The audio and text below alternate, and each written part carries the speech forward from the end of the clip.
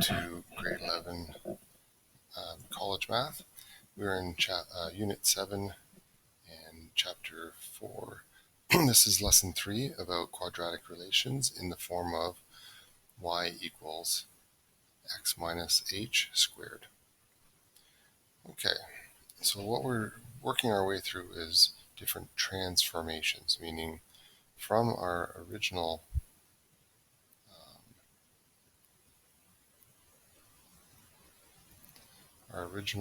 equation for a parabola is ax squared, where a is 1 and x is unchanged. And that's the diagram we see here in the parabola in black here. So we see a standard parabola. And so we've been starting to introduce changes like adding a k to there, and then the k makes it move up or down depending on where that is, what k describes. That was last lesson. So now we want to see what adding an h will do. So we have our table of values here, so we're going to complete the table of values, use different colors to sketch the graph. Alright, so basically we're substituting this number in for x. So we have, what would negative 4 plus 2 would be negative 2 squared equals 4. Alright, and then we have negative 3 plus 2 would be negative 1 squared would be 1. Negative 2 plus 2 would be 0 squared is 0. Negative 1 plus 2 is 1 squared, and that would be 1. 0 plus 2 would leave us with 2 squared equals 4. 1 plus 2 is 3 squared is 9. 2 plus 2 is 4 squared is 16. 3 plus 2 is 5 squared is 25. And 4 plus 2 is 6, 36. Okay, so let's use our blue marker and we'll plot these. So we have 4 and 36. Well, that's going to be way off here. So why don't we start at the top here? Okay, so let's go negative 4 and 4. 1, 2, 3, 4. Okay, that one's done. Okay, negative 3 and 1. Negative 1, negative 3 and, negative 3 and 1 down here. Okay, negative 2 and 0. Negative 2 and 0. Negative 1 and 1. Here we start rising. So we hit the vertex, if you notice, because now we're coming back up. So 0 and 4. And now we are at 1 and 9. 1. I always get misled by it. See how the 0 is above the line? So that means 5 is above the line. So that's 5. And we need that's 10, so we're down here. Okay. It's a little misleading, I find. Usually I'm used to it being underneath the axis. Okay, so 2, we're at 16, and we can get up to 16. But that's all we can do. Okay, so we can chart this path here. Always a bit tricky on these screens. Yeah, now we would know that this would be symmetrical, so that would continue, and then we'd have something roughly out here. So yeah, I did a pretty good job on that one. Okay, so let's change our colors. We'll do the second one.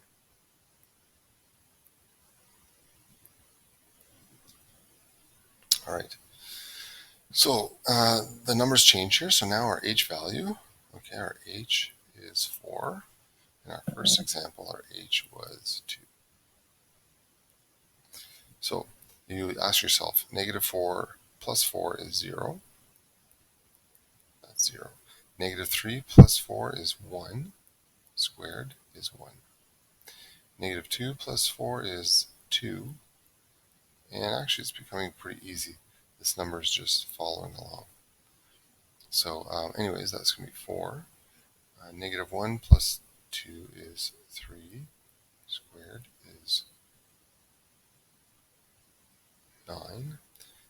0 for 4 would be 4 squared is 16. 1 plus, so these are just increasing. So here we go. We would have 5 squared, 25. 6 squared,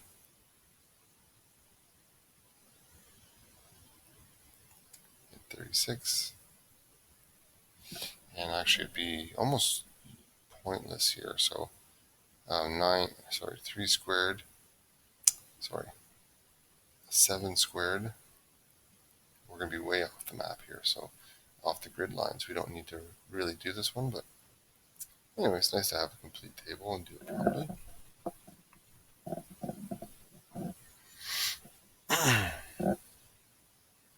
Alright, so let's start at the top here because we're not going to be able to graph anything past 16 anyways. So negative 4 and 0. Negative 3 and 1. Oh, there you got a crossing point there. And then negative 2 and 4. Negative 1 and 9. 0 and 16. We're way up here. And that's where we'll have to stop. So this line comes up and through here. And we've got a couple points. We could make that point over here. And we can roughly make a point over here. And roughly make a point over here. And roughly make a point over out here if we wanted to. I probably went a little too wide there. So, if we look at this, what can we tell from learning about h? Well, it seems like it shifts it left or right. So, we can add this. The observation is, how do the graphs of y equals x plus 2 squared and y equals x plus 4 squared differ from the standard graph? Well, you have a good idea in your head, I'm sure, but we say it's the same graph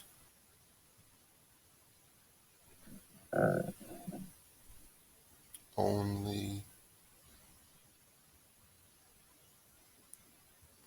shifted left.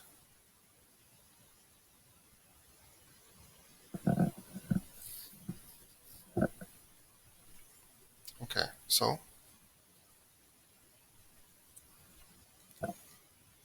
when the h is positive, now this is one tricky thing we have to understand, okay? That this in the middle here starts as a negative. That's its basic way, is to have a negative between the x and the h. So when it turns to positive, we're assuming that is actually telling us that the h here, I wrote in 2 and 4, but guess what? There's a little bit of a lesson here. If this is negative and inside the actual equation it's turned to positive, it's actually a negative 2 and a negative 4. So if h is negative, then we shift left. Okay, but again, you have to remember about this change. So basically, whatever the sign is opposite, it's okay to think of left going this way. Left going this way, because or negative, sorry, negative being going left because we think of the negative numbers on our grid. So a negative would go left, and we'll find out next the positive will go right. Okay, so that's negative. All right. I want to take the time to show you a useful tool here that you can do. And it might save you a lot of time when you're working at home, and especially when you want to practice using Desmos.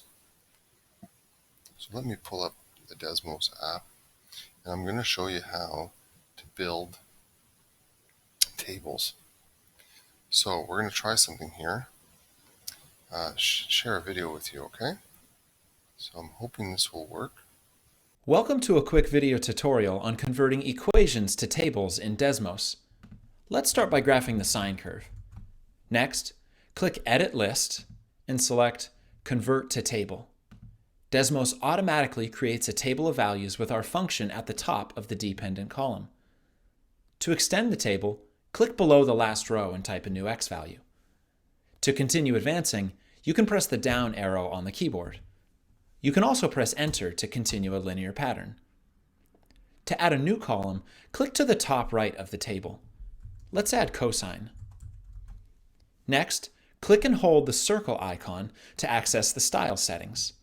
Let's change the style to line with dots. Technically, it's curve with dots here because we're defining this column with a function rather than a list. One last thing. If you'd like to add entries to the top of the table, just click where the X is and press Enter. The rest of the values will shift down, giving you room for a new X value at the top. You can find more how-to videos, as well as our collection of interactive tours at learn.desmos.com. Okay, now that we've watched the video tutorial from Desmos, we can try this out ourselves. I think it has great potential to work for us. So we're going to go, like he said, we're going to put in our equation here. And it's already given us a blue line, which is fantastic. We're going to put our first equation in here. If I show you how to do this, so once or twice, maybe you can incorporate that. Go with blue. There we go. Now, in their video, they said to put in your equation, and then, now they were using a different thing like sine laws, where they get sine and cosine curves, but we can do this with a quadratic, or a linear function for that matter. So if we go to the table of values, now it's automatically put in our numbers. The other thing we can do is, remember he said if you go to the top here and press Enter, you can put in new columns. Now we need two new columns because we start at -4. So let's go in now. But it's done for us right away. Those numbers right here match our numbers on this side, but it's done it for us automatically. And we also went a little further. Not that it's really going to come into play because the other one we fell off the grid. So there we go. Look at that. We got exactly what we had drawn on this side. Oh, let's get this thing out of the way. So if you remember, all right, we have that same graph, or look, I'll show it. That same graph right here. All right. We can reposition it a bit, maybe stretch that out so it's more like the one we have. There we go. I think that's what we want. What might be helpful is to do the standard equation too. So let's say we had, he said you could go in and do another one. So what if we did just x squared? All right. And we'll do another one, so we'll make that one. So you go in here and you pick black, you pick the lines, solid.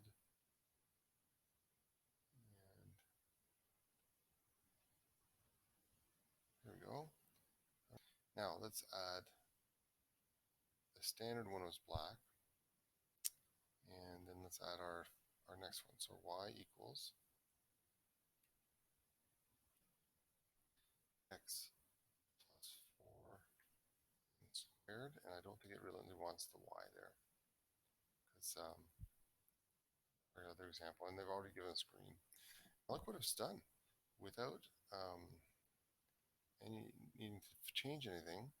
It's kept all the x values the same along the side here, and it's changed our numbers automatically. So let's see what it's done to our graph. Oh, we didn't define, set the lines. So we're going to do lines. There we go. Okay, so now that we've done that, let's take a look at what we have. And there you go. So here you have your standard equation. We have one that's moved over 2. Okay, -2. So again, we said the h was -2. So look what it's done. It's moved that right over from 0, 0 to -2. Now to -4 is our green one when h was -4. And look, same shape, beautiful. They look great. Okay, so hopefully this might be a tool you will use.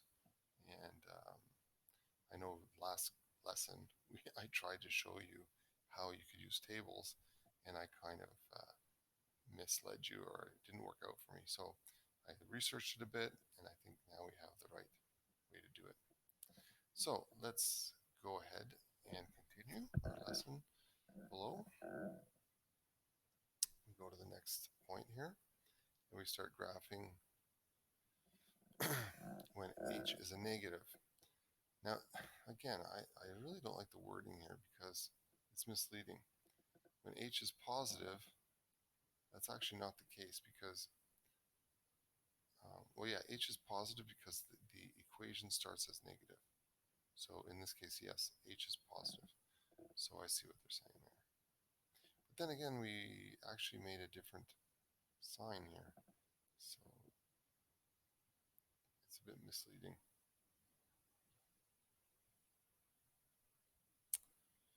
Nevertheless, okay, so when h is negative, well, it's not really negative. Really, the h itself is positive.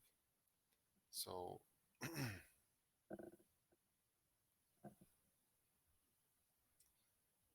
yeah, so not really. Really, this h is really positive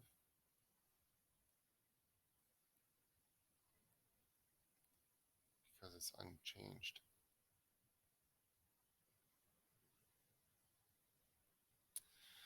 Okay, so what do we mean by this? Well, let's add some different colors because we're going to add these graphs to our pre-existing graph. So let's do a red one now. Okay, if we're going to do these values, and yes, we could jump right into the graph and do these, but it's good to do these by mental math also. So if we said -4 minus 7, -3, we have -7. Again, go with the thick, the thin. That would be 49. -3 and -3 is -6. Squared is 36. -2 and -3 is -5 squared, and that's 25. -1 and -3 is -4. Squared is 16. 0 minus 3 is -3. And we see the pattern happening here. So we're going to have -2 here. Squared is 4. -1 squared is 1.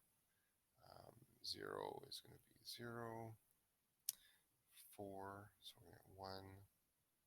Squared is 1. Let's graph that now. Can I go a little lower here, I think? So we start off at -4, and we're well off the chart graph. At -3, we're well off the graph. 2, I'm still well off at 25. Finally, at -1, I can hit the 16 here. Okay, at 0, we're at 9. At 1, we're at 4. At 2, we're at 1. This was 0, looks like a weird 8 or something. 3, we're 0, 0.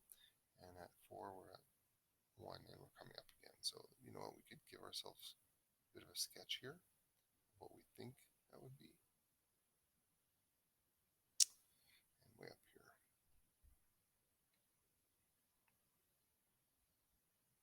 There we go.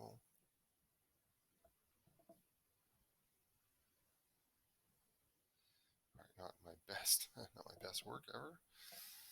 Okay, so what would be a good contrasting? I know that Desmos has orange ones, so let's go ahead with orange. Thin.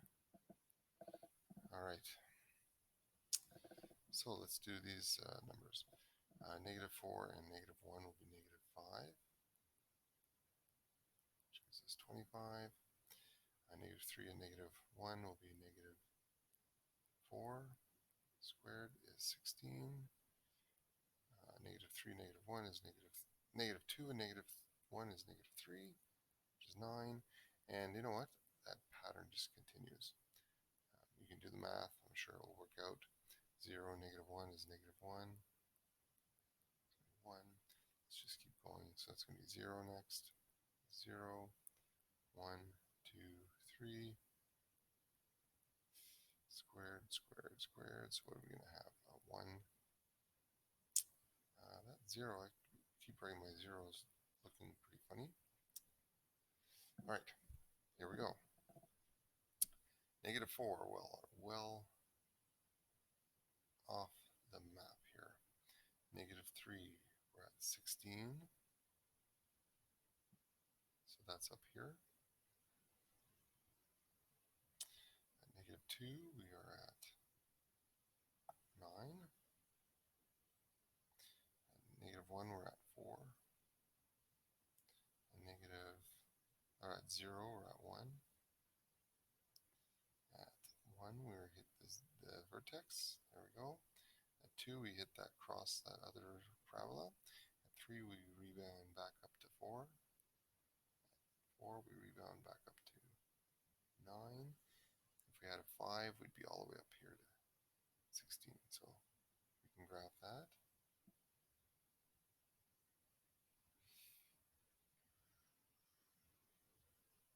I can tell you it's easier to do this on a smartboard than on a tablet screen. All right, there we go. So not bad. It looks pretty good. So let's just go to our graph and add 2 more. So what we did last time was we went up to this column and we added another column here, okay? So let me expand this. Oh no, we want to see our table, so I'll leave that. Now remember, don't put the y equals or else you'll get frustrated. And so we had x minus 3. And we're going to square that. We're also going to change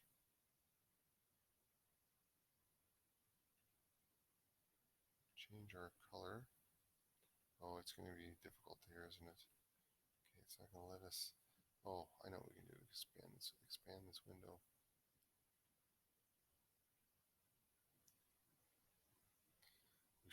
We should add in. Yeah, we'll do one at a time. Okay, so change this number. That was going to be our red one, and we do want to highlight the lines. And good. And now we're going to add another one. And what were those numbers? That was x minus 1 in that example. Close your bracket, square it. And while we have it, change that to orange. We'll include our lines. And look, that's good. Oh, we don't need any more. So what will happen is it goes and fills in this table. So again, this is a little bit new to me, and I'm really impressed. I think this is going to be really helpful, not only teaching, but for giving to students to work on.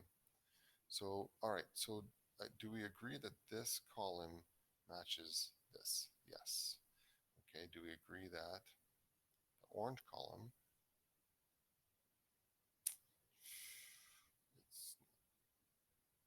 oh, come on, it's not going to like that. Okay, well, maybe I can shuffle through here.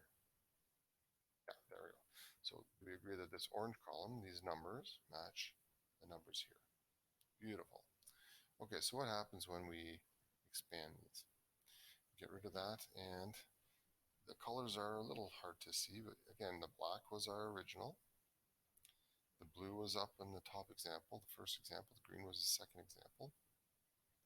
Here's our red one. So again, red moved 3 places to the right. 1, 2, 3. Look at that vertex. Okay, a positive 3, 0.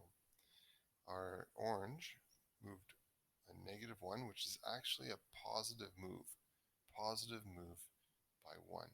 So it's moving this way in this direction. Okay, so there we go. This is how it works. This is what the effect of H is on our graphs. So let's finish up.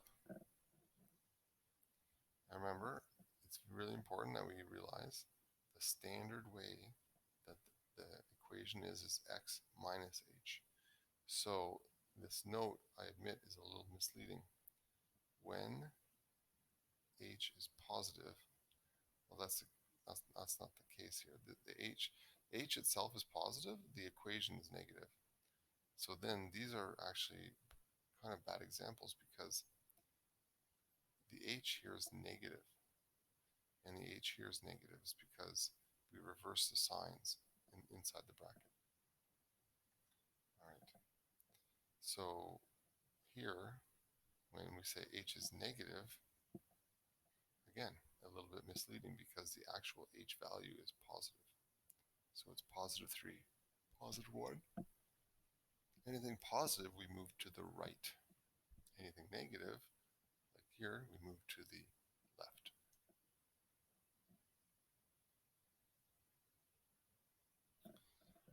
So we want to say that what's the observation to be made here? Well, we move to the right.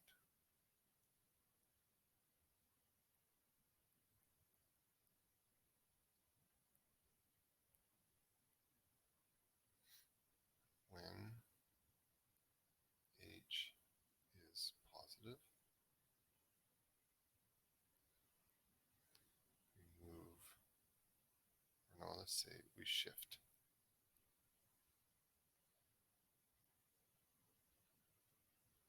Shift right. Okay, and I have something else to write under here. So what do we notice? We notice that, again, it was the same graph,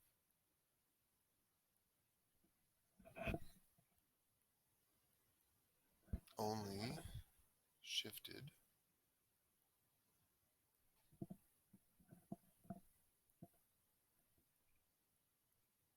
right. Okay, so what can we determine from these answers? Okay, so I'm just going to use a different marker because the green's going to blend in with the other green. Okay, so when the conclusion, the value of h determines the horizontal. So horizontal is the left and right.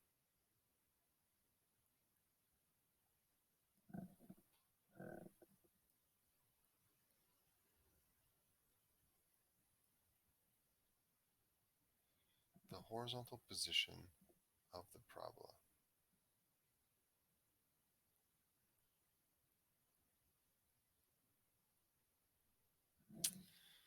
If h is positive, the parabola moves right.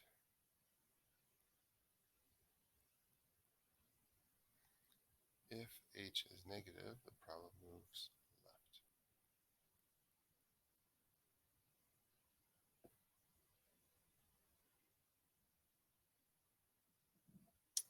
All right. Remember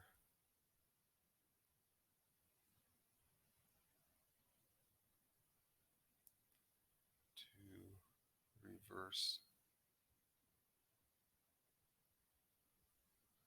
the sign.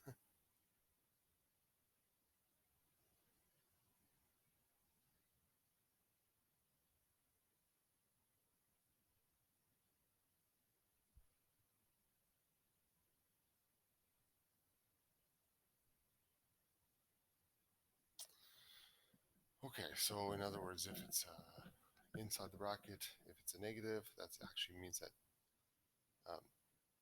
3 is, H is a positive 3, right? This guy, H is a positive 1.